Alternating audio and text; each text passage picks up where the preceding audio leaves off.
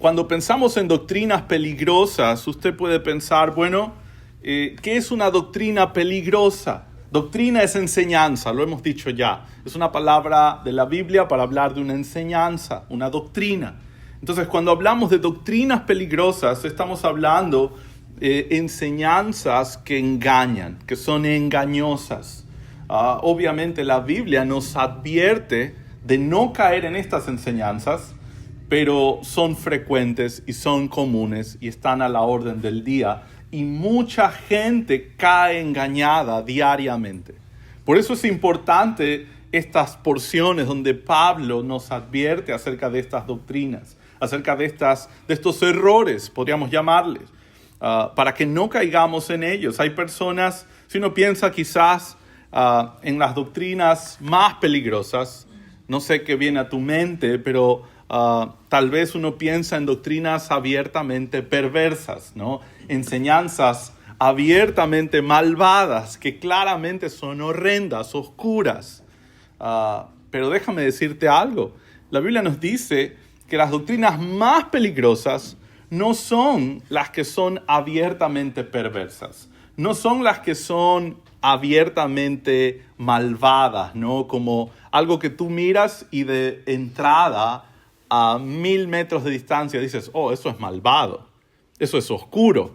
Esas no son las doctrinas más peligrosas. Esas engañan a algunos, obviamente eso está mal, pero esos engañan solamente a algunos. Las doctrinas más peligrosas son las que engañan a millones. Son las que parecen piadosas.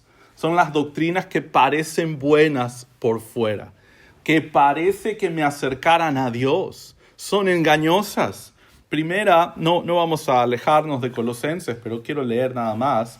Primera Timoteo 4, verso 1 al 2. Pablo, que también escribió Primera Timoteo, dice, pero el Espíritu dice claramente que en los postreros tiempos, es decir, en los tiempos posteriores a todos los eventos que ocurrieron, algunos apostatarán de la fe, escuchando a espíritus engañadores, ¿ok?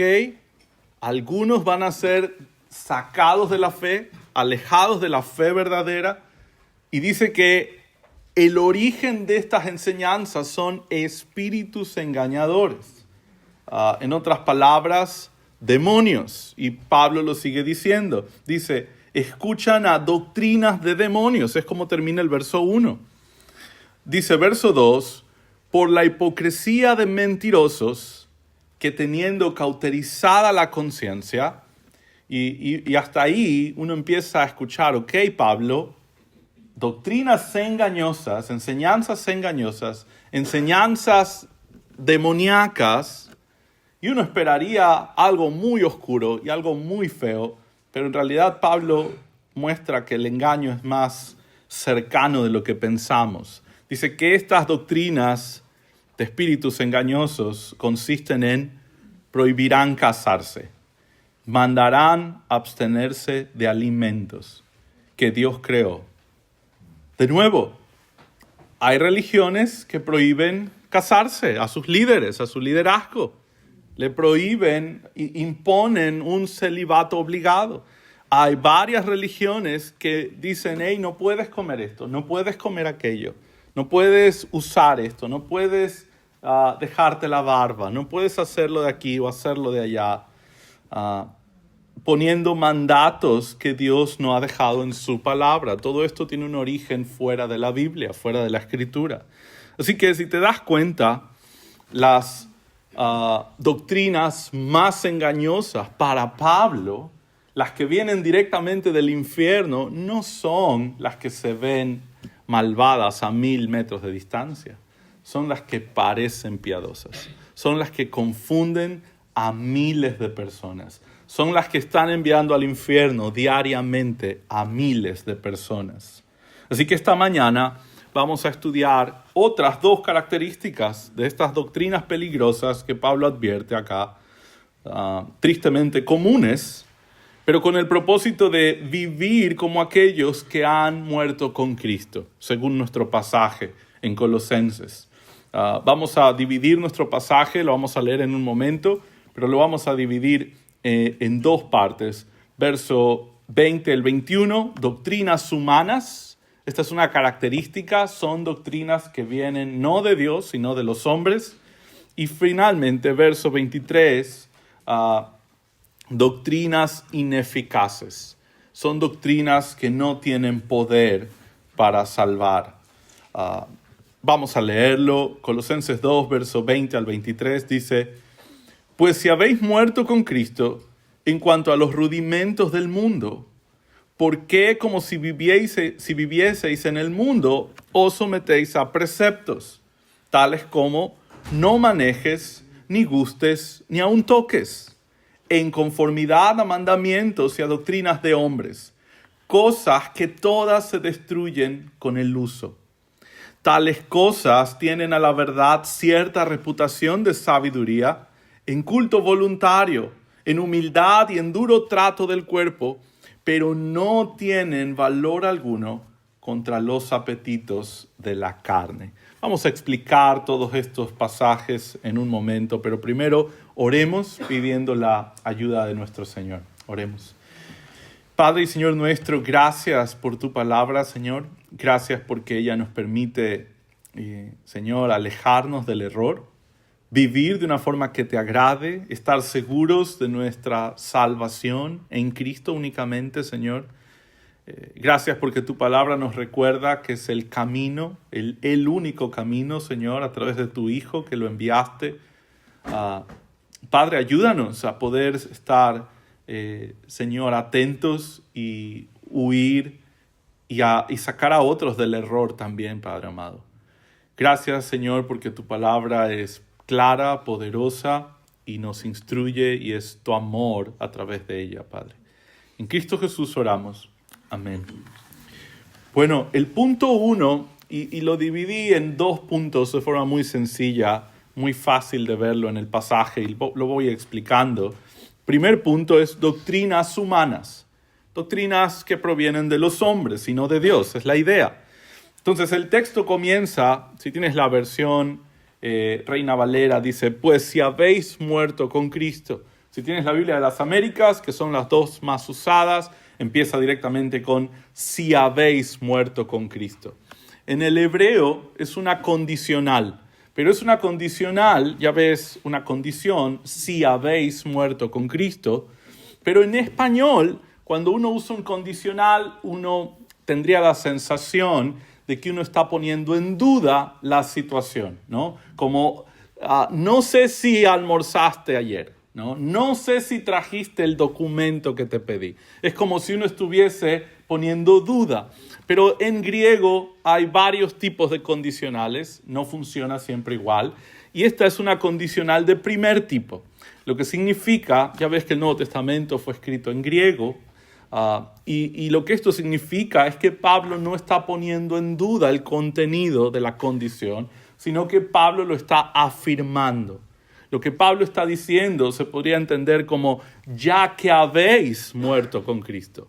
Está afirmando el contenido de esta frase. Ya que habéis muerto con Cristo, él no está dudando que los colosenses, que son los receptores de esta carta, aquellos cristianos que vivían en Colosas, él no está dudando de si ellos conocen a Cristo o no. Él no está poniendo en duda la verdadera fe en Cristo de los colosenses. Lo que él está haciendo es más bien afirmando, ya que habéis muerto con Cristo.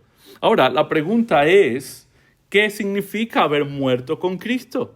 ¿A qué se refiere Pablo? Bueno, Pablo está hablando de la salvación. Cuando una persona, y no vamos a invertir mucho tiempo en esto, lo hemos explicado mucho en el capítulo 1 y aún al principio del capítulo 2 de Colosenses, pero estamos hablando de que cuando una persona nace de nuevo, cuando una persona es salva, estamos hablando de eso, cuando una persona es rescatada por el Señor, cuando alguien ha nacido de nuevo, ¿qué significa? Según el Nuevo Testamento, en la teología del Nuevo Testamento, significa que uno se ha identificado con la muerte de Cristo. Pablo dijo en Gálatas 2:20, si lo quieres anotar, pero te lo leo rápidamente, dijo Pablo Con Cristo estoy juntamente crucificado. Ya no vivo yo, mas vive Cristo en mí. ¿Qué significa? Que Pablo entiende que con Cristo, cuando Cristo muere en la cruz, Él se está identificando. Yo creo que su muerte me salva. Yo creo que su muerte es todo lo que necesito para agradar a Dios, para estar justificado delante de Dios. Pablo está confiando en que cuando Cristo murió, Cristo cargó sus pecados. Por lo tanto, él dice, el día que Cristo murió, yo también morí. Yo también murió mi maldad, murió mis pecados, murieron ahí. Cristo los llevó a la cruz. Entonces, cuando Pablo está hablando de que ya que habéis muerto con Cristo, lo que está diciéndole a los colosenses es, ya que ustedes han conocido a Cristo, ya que ustedes han nacido de nuevo, ya que Cristo ha pagado sus culpas en la cruz, entonces va a dar un argumento. Ya que esto es verdad, hay algo que debe pasar. Creo que esto no está funcionando, lo voy a dejar ahí nomás.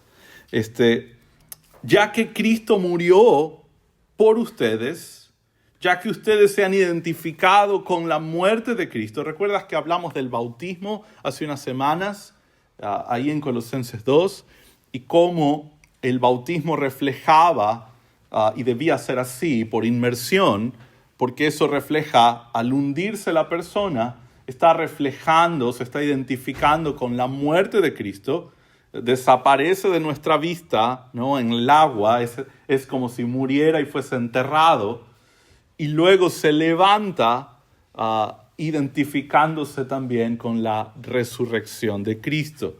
Y es interesante porque Pablo en Colosenses 2, 19, donde estamos, Colosenses 2, 20, dice, ya que habéis muerto con Cristo, y en Colosenses 3.1 nos va a decir, ya que habéis resucitado con Cristo. Entonces, este no es el fin de esta idea, todavía avanza, todavía hay un Colosenses 3, y Pablo va a seguir explicando el argumento, pero vemos esta doble idea, vemos esta idea completa. Has muerto con Cristo, has resucitado con Cristo. Así que debido a eso, Pablo va a pedir a los colosenses algo. Ya que ustedes han confiado en Cristo, dice, ya que han muerto con Cristo, y sigue diciendo el pasaje, han muerto a los rudimentos del mundo. Esa es la idea. Rudimentos es una palabra que no usamos muy comúnmente, pero quiere hablar de algo rudimentario, algo elemental, algo básico, algo inicial, algo sin profundidad. Esa es la idea. Algo que no es complejo, algo que no es profundo, es algo simple en un sentido de poco profundo. Entonces dice, ya que habéis muerto a las simplezas de este mundo, es decir, a estas ideas equivocadas que la gente y que este mundo ofrece, ¿no? De que en la mente de Pablo si está estas enseñanzas falsas, de que si haces esto vas a agradar a Dios. ¿Recuerdas el verso 16 cuando Pablo le dice a los colosenses que no debían vivir pensando que iban a ganar el favor de Dios por medio de acciones, por medio de sacrificios humanos? Así que Pablo dice, eso es lo que el mundo cree. Todas las religiones de este mundo intentan ganar el favor de Dios, de la madre naturaleza, del universo, de algo por medio de sacrificio, por medio de hacer algo. Así es como funciona. Aún los que adoraban a la luna, aún los que adoraban al sol, intentaban hacer sacrificios porque querían ganar el favor de esto.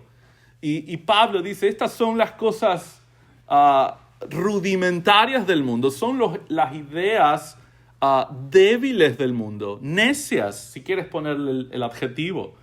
Son las ideas simples de aquellos que no conocen verdaderamente a Dios. Y todos nosotros, le dice Pablo, probablemente estábamos en esa condición, no conociendo el Evangelio un día, no entendiendo el amor de Dios y cómo funciona la salvación. Pero si habéis muerto con Cristo, mejor dicho, ya que habéis muerto con Cristo, y les ha rescatado de esas ideas equivocadas, de esas ideas rudimentarias, entonces ahora deben vivir ya no volviendo a esas ideas, ya no volviendo a esas prácticas. Pablo usa, solo si quieres una referencia, Pablo usa este término rudimentario en Gálatas 4:9. Gálatas 4:9 dice, mas ahora, conociendo a Dios, y esto es muy interesante, Gálatas 4:9, si luego lo quieres ver con calma en tu casa, Pablo dice, mas ahora, conociendo a Dios, y luego dice, o más bien, siendo conocidos por Dios. ¿Te das cuenta la diferencia? Pablo hace lo que algunos de ustedes han hecho cuando estudiamos las doctrinas de la gracia. Algunos dicen, pastor, cuando yo me arrepentí, cuando el Señor me salvó, ¿no? Ustedes lo han hecho a veces que hemos conversado, después de haber estudiado la salvación y cómo funciona, que Dios se acerca a nosotros. El Nuevo Testamento es muy claro. Ustedes me aman a mí porque yo os amé primero. Es Dios el que se acerca a nosotros. Y Pablo es claro en esto también. Dice, más ahora, conociendo a Dios, o más bien, siendo conocidos por Dios. Fue Dios el que se acercó a ustedes. ¿Cómo es que os volvéis de nuevo a los débiles y pobres rudimentos? Es la misma idea.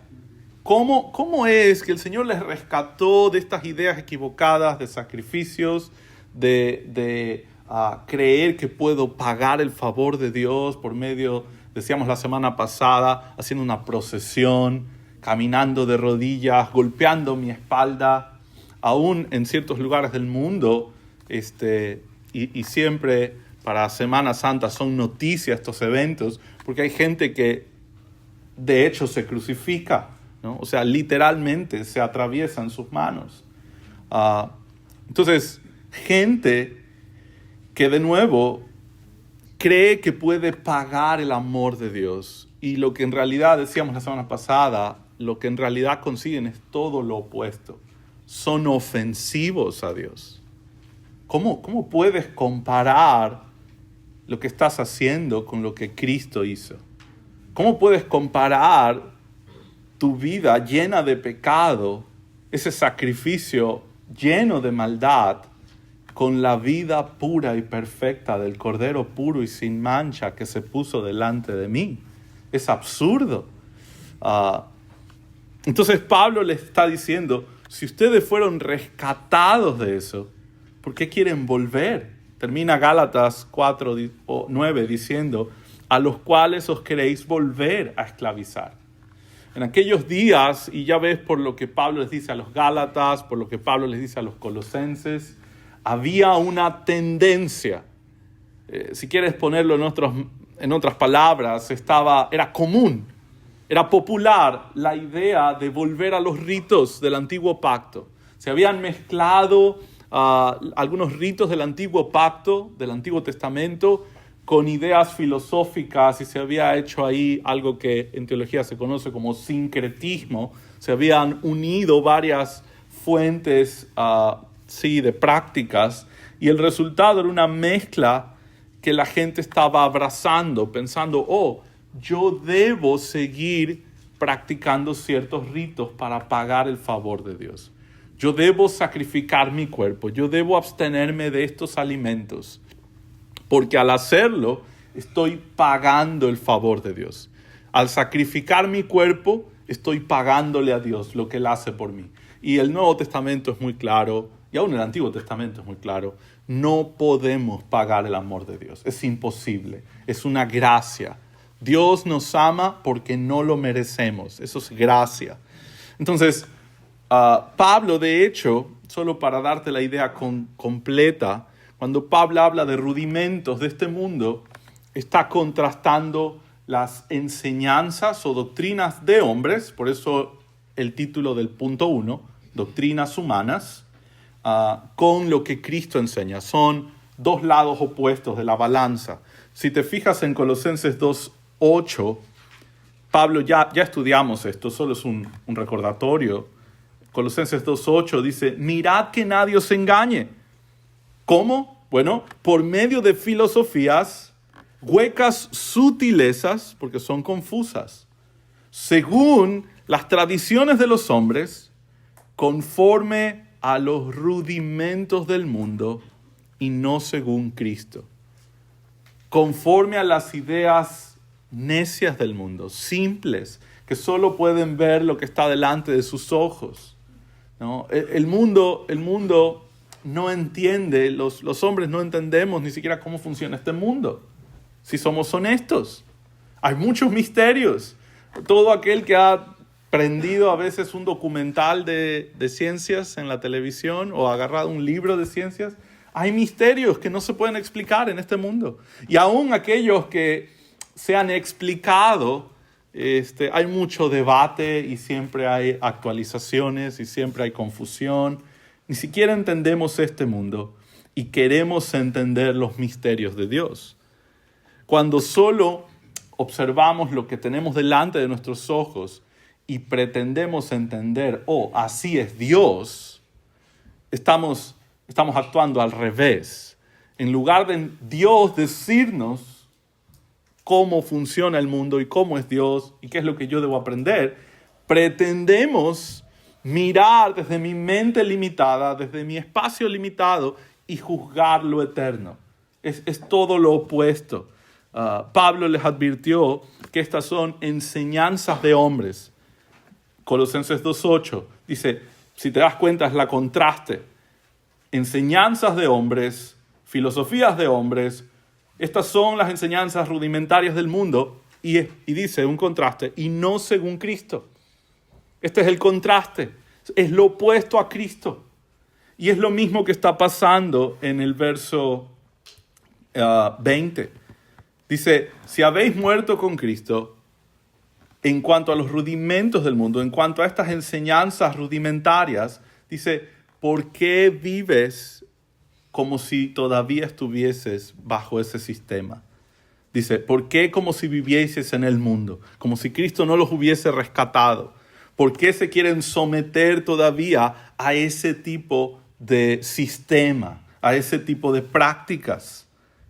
Verso 16, por eso Pablo les dijo, por tanto nadie os juzgue en comida o en bebida, o en cuanto a días de fiesta, lunas nuevas o días de reposo. Y está citando el Antiguo Testamento. Por eso usa este sistema o este uso de palabras. Y verso 18, al final dice, entrometiéndose en lo que ha visto, vanamente hinchado por su propia mente carnal. Es decir, aquellos que viven bajo este sistema donde te dicen no comas, no te cases, no hagas esto, no hagas lo otro, no uses esto, no uses lo otro, están, dice, simplemente entrometiéndose en visiones particulares. Todas estas religiones que imponen estas prácticas, si tú les preguntas, bueno, ¿de dónde viene eso? ¿No? ¿Cómo sabes que no puedo comer esto y que no puedo comer aquello y que no puedo tomar café y que debo vivir así? ¿Cómo sabes? Porque es la visión que tuvo este profeta. Esa es siempre la respuesta. Siempre es la respuesta. Hay una visión particular que un profeta tuvo y esa versión o esa visión especial, privada, es lo que dictamina la forma en que ellos viven. No la Escritura, no Cristo.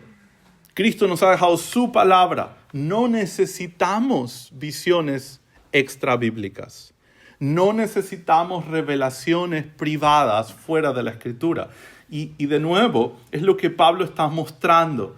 Si te fijas cómo termina Colosenses 2:19, dice, Colosenses 2:19, dice, y no haciéndose de la cabeza. Es decir, Cristo, mira que cabeza está con mayúscula. Efesios 5 nos dice que Cristo es la cabeza de la iglesia.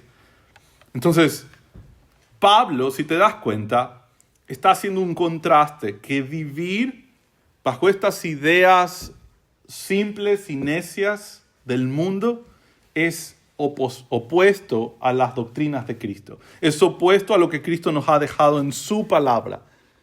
abrazar revelaciones privadas, basar tu teología en experiencias particulares, es no sujetarte a Cristo. Eso es lo que Pablo está mostrando, y por eso es interesante, porque esto no es poca cosa. Esto no es inofensivo, esto es peligroso.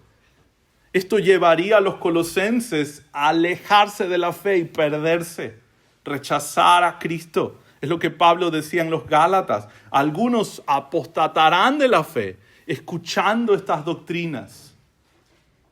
Ahora, quiero mostrarte algo. Esto es un principio que Pablo explica con claridad. Y esto es muy importante y es muy interesante al mismo tiempo, de que Pablo no quiere que la teología de los colosenses esté basada en experiencias particulares, ¿no? Que ellos, cosas que han visto, su mente hinchada, ¿no? Como elevada por cosas que algo vio. Y a veces gente te dice, oh, es que yo lo vi, o es que yo lo sentí, aún más subjetivo, ¿no? Es que yo lo sentí. Nadie lo puede probar, nadie lo puede ver, nadie más lo vio, solo yo lo sentí. Y ese es el argumento, esa es la autoridad, lo que yo sentí. Bueno, el problema con eso es que la Biblia dice, mi corazón es muy engañoso. No solo es muy engañoso, es lo más engañoso de este mundo. Es un versículo. ¿Voy a confiar mi corazón? ¿Voy a confiar a mi corazón? No puedo, es lo más engañoso. Mi mente, mis ojos están afectados por el pecado.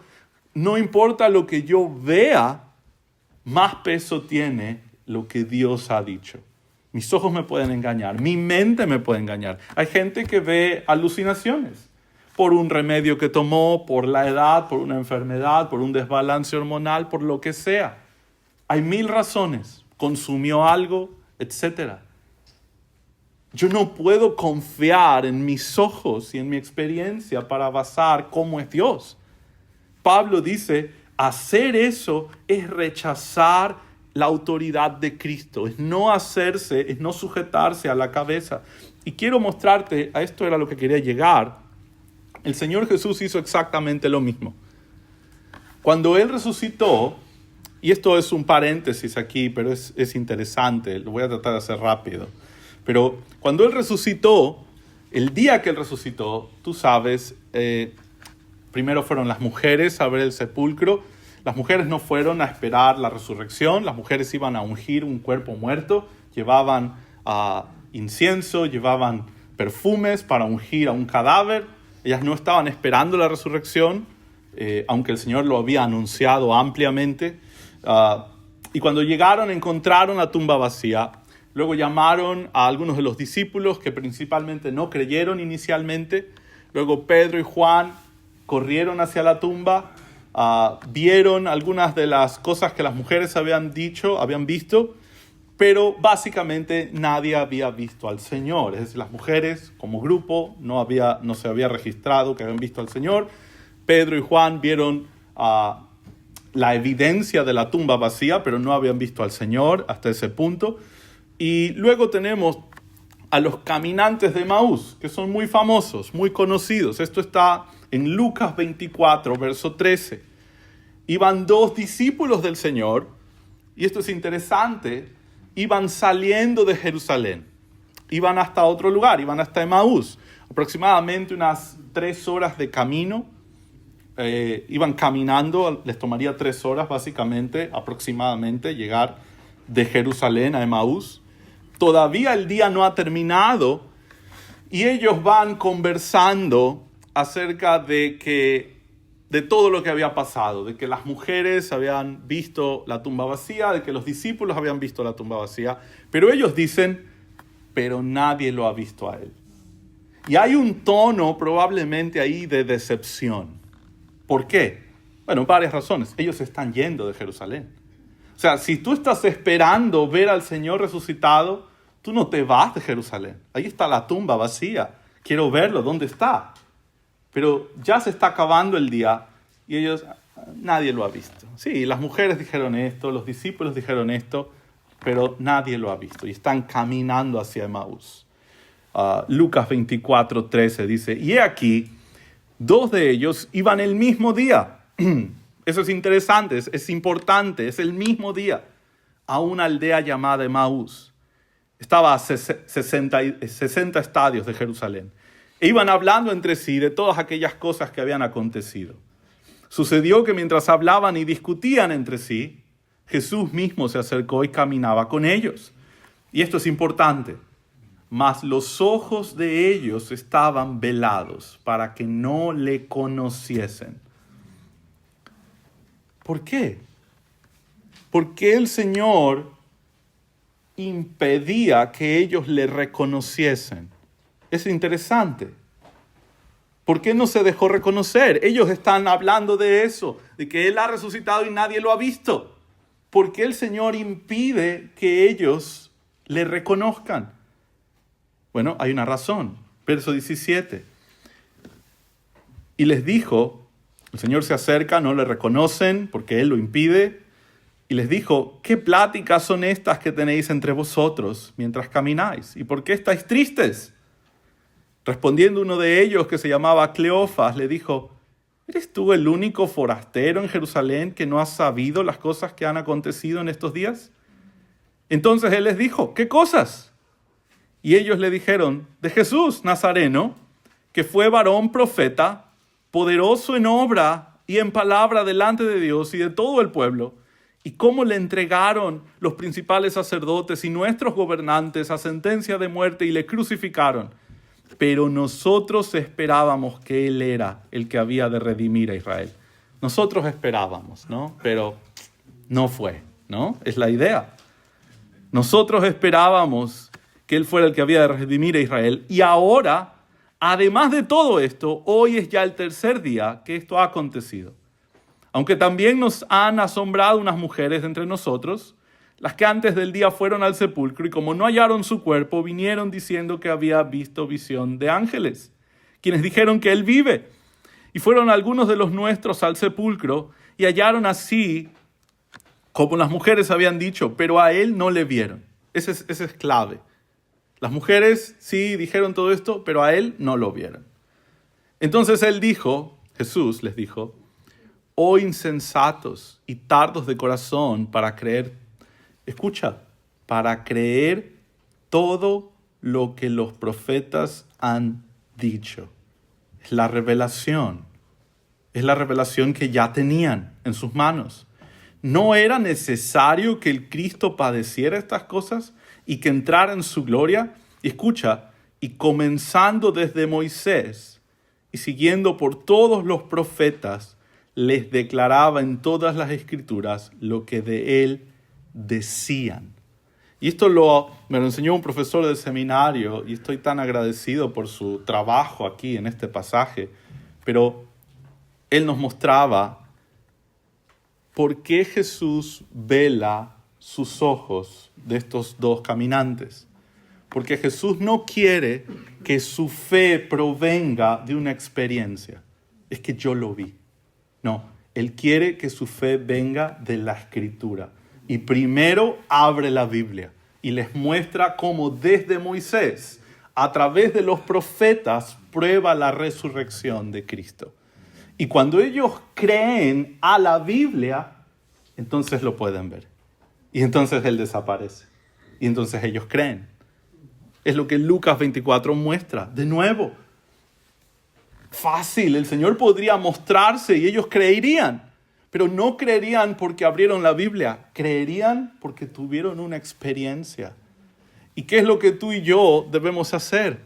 Bueno, lo mismo que el Señor quería para los caminantes de Emaús. Abrir la Biblia y creer lo que Dios ha dicho, no una experiencia.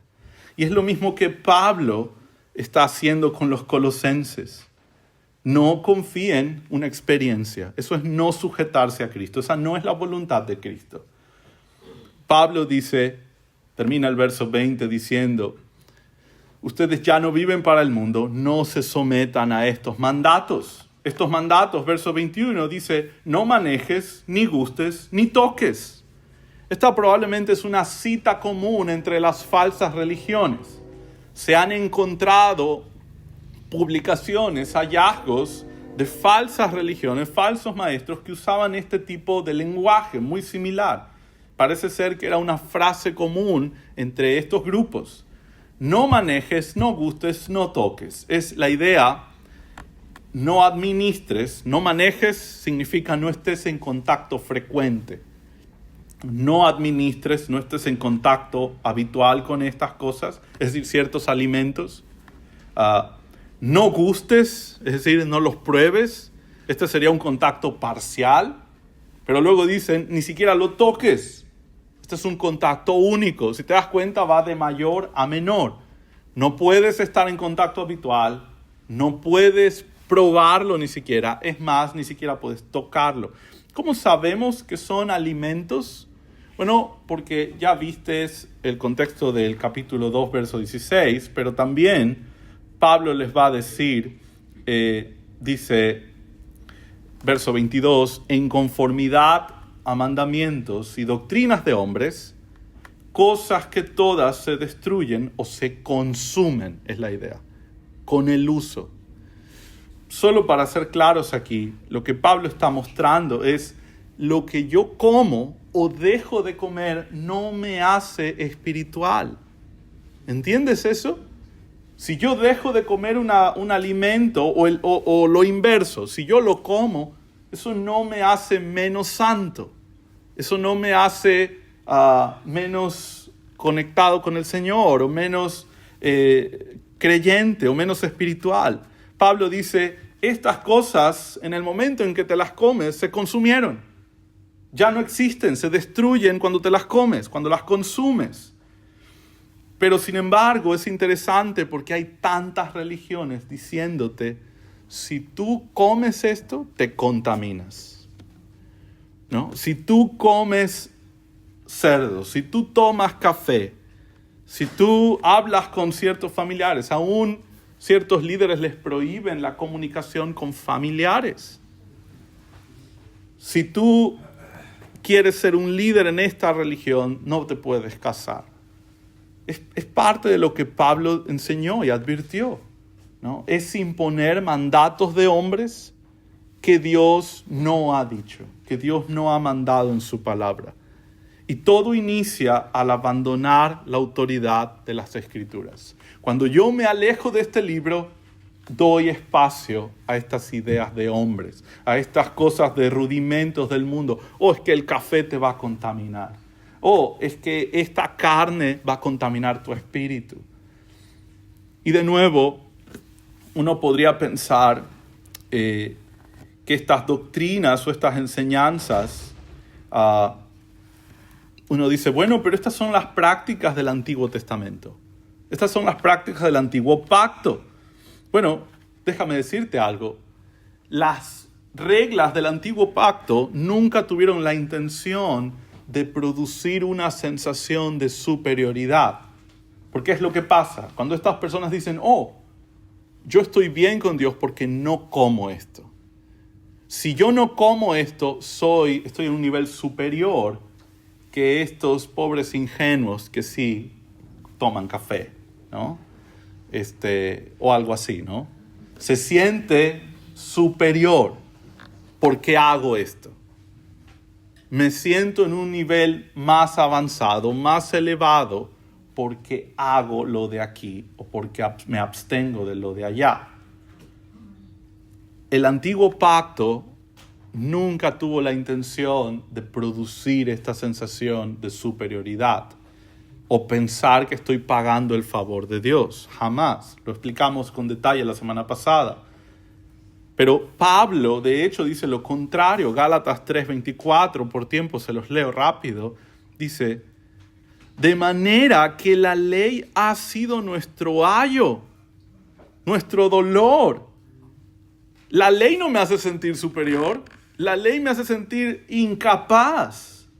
Dice, la ley ha sido nuestro ayo para llevarnos a Cristo, a fin de que fuésemos justificados por la fe, no por obras que practicaban. Debía apuntarles, y el punto es este, la ley tenía el propósito de mostrarles, no son capaces de adorar a Dios como Dios lo merece. Ellos debían llegar a esa conclusión. No podemos guardar toda la ley de Dios. Es una carga tan pesada. No puedo. La fallo. Quiero cumplir esto y fallé acá. Imagínate, ¿no? Rápidamente, o sea, una persona, no sé, imagínate en aquellos días, tuvo un mal pensamiento. Ok, es un pecado. Ahora debo expiar ese pecado. ¿Cómo? Debo llevar mi corderito al templo y deben prepararlo y deben sacrificarlo. Y todo eso lleva un tiempo y todo eso lleva mucho trabajo. Y luego voy saliendo del templo y ahí en la freeway de Jerusalén alguien se cruza y ya me volví a enojar. Y otra vez debo ir a casa. Y llego a casa y mi hijo ha desordenado todo y otra vez me enojé y ahora debo volver. Entonces, viviría llevando corderos todo el día. No haría otra cosa que llevar corderos.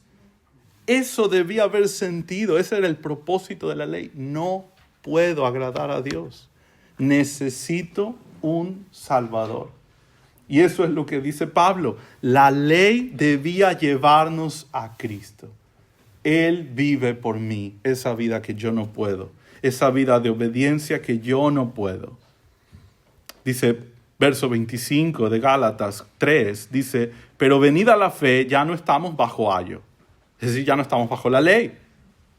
Pues todos sois hijos de Dios por la fe en Cristo Jesús. Entonces, de nuevo, verso 22 habla de que estos alimentos que se prohibían, y Pablo no entra en detalles en cuáles son estos alimentos, lo deja general, porque claro, es demasiado amplio como para estar hablando de cada falsa religión. Son muchas y muy complejas, pero el punto es claro. Nada de lo que comemos o no comemos determina si soy espiritual. Es fácil a lo mor que alguien diga, yo soy vegetariano, entonces estoy más cerca de Dios, soy mejor persona, ¿no? Es fácil en un sentido abstenerse de algo, pero es imposible en el corazón humano vivir la vida cristiana. Es fácil a lo mejor en un sentido abstenerse de cierto alimento. Todo el mundo hace dietas todo el tiempo. Pero ¿cuántos perdonan a sus enemigos? ¿No? ¿Cuántos pueden ser amorosos con la gente que les ofende? ¿Cuántos pueden tener gozo y paz aún en los momentos de aflicción? Porque esa es la marca del Espíritu. ¿Recuerdas? Pablo dice que la marca del Espíritu es el gozo, paz, paciencia, bondad, benignidad, fe, mansedumbre, dominio propio. Esas son las marcas de alguien que es espiritual. ¿Quieres saber si alguien es espiritual? No mires lo que come. Porque eso, Pablo dice, eso no demuestra la espiritualidad de nadie. Mira cómo vive. Su vida es marcada por el amor. Su vida es marcada por el gozo, por la paz, por la paciencia, por la bondad, por la mansedumbre. No responde cuando otros le ofenden, no responde cuando personas atacan. Tiene dominio propio contra sus propios deseos, contra sus propios planes. Esa es la marca de la espiritualidad que Pablo nos dice. Ese es el fruto del Espíritu. Así que Pablo está mostrando que todas estas prácticas que aunque se veían populares, y con esto termino, el punto 2, lo vamos a ver muy, muy rápido, a lo mejor la próxima semana repaso un poco más, pero son doctrinas ineficaces, no tienen poder para matar los apetitos de la carne, el pecado. Pablo, verso 23, dice, tales cosas, es decir, abstenerse de cierto alimento, guardar cierto rito, dice, tales cosas tienen la verdad, cierta reputación de sabiduría en el culto propio, es decir, en sus propias mentes, no delante de Dios. No pensemos que Pablo está diciendo, bueno, eso tiene un poquito de valor delante de Dios. No es lo que Pablo está diciendo. Pablo está diciendo, esas cosas tienen reputación de sabiduría en sus cabezas, en sus mentes. Ellos ven eso y dicen, qué humilde, el que no quiere orar a Jesús porque sí dice, yo no merezco, voy a orarle a un santo. ¿No? Voy a orarle a un santito porque no quiero hablar directamente con Jesús. Uno podría pensar, oh, qué humilde, qué humilde, qué piadoso. No, qué desobediente. Porque la Biblia nos manda, Jesús nos enseñó cómo orar al Padre, ¿no? Entonces, de nuevo, Pablo sigue diciendo, esto tiene cierta reputación en sus mentes de humildad. No que sea humilde en serio. A ellos les pareció humilde. En duro trato del cuerpo, ¿no? Maltratar sus cuerpos. Les parece que hay piedad ahí. Pero Pablo dice, pero no tienen valor alguno contra los apetitos de la carne. Lo que yo como no me hace más capaz de vencer mi pecado. Lo que yo dejo de comer no me hace más capaz de mortificar mi maldad y mi pecado. No me ayuda a dejar el café, no me ayuda en mi lucha contra mis pecados. No tienen ningún valor, dice Pablo, contra los apetitos de la carne. ¿Qué es lo que sí me ayuda a mortificar mi pecado? Pablo lo ha dicho y lo va a aclarar aún más en el capítulo 3, pero ¿qué es lo que sí me ayuda a mortificar mi pecado? Es no seguir mandatos de hombres que no transforman el corazón. No tienen el poder de cambiar el corazón. ¿Quién tiene el poder de cambiar el corazón? Solo Dios. Y Él nos ha dejado su palabra para que podamos obedecerle y guiarle. Colosenses 3:16 dice, la palabra de Cristo mora en abundancia en vosotros, enseñándoos y exhortándoos unos a otros en toda sabiduría. Bueno, ¿por qué enseñan tanto la palabra aquí? ¿No? ¿Por qué invertimos tanto tiempo el miércoles y tanto tiempo el domingo? ¿Y por qué todo se centra en abrir este libro y en estudiar palabra por palabra? ¿Por qué? Porque eso es lo que va a transformar el corazón realmente. La palabra de Cristo, no la de hombres, no las ideas, no los rudimentos de este mundo. La palabra de Cristo mora en abundancia en vosotros, enseñándoos, eso es lo que estamos haciendo, enseñando la Escritura. Y luego dice, exhortándonos unos a otros. Nos animamos a hacer exactamente lo mismo. De nuevo, si te das cuenta, ¿qué es lo único que Dios nos ha dejado para poder saber su voluntad y para poder tener victoria sobre los deseos pecaminosos de nuestra naturaleza? Es conocer su palabra. Es poder venir a ella en humildad y sujetarnos a la cabeza que es Cristo. Es dejar de lado cualquier revelación privada y particular y sujetarnos a la revelación única de Dios. Es lo único que da poder para una vida santa. Venir a Dios y sujetarnos a su palabra en reverencia. Debemos conocerla. Si queremos obedecer la Escritura, debemos conocerla. No puedo obedecer lo que no conozco. Y termino con esto. Perdón que me he pasado 4 minutos. Me voy a pasar uno más. En 1978 hubo un hombre conocido como Jim Jones. A lo mejor usted lo ha escuchado. 1978. Algunos ni habíamos nacido tal vez.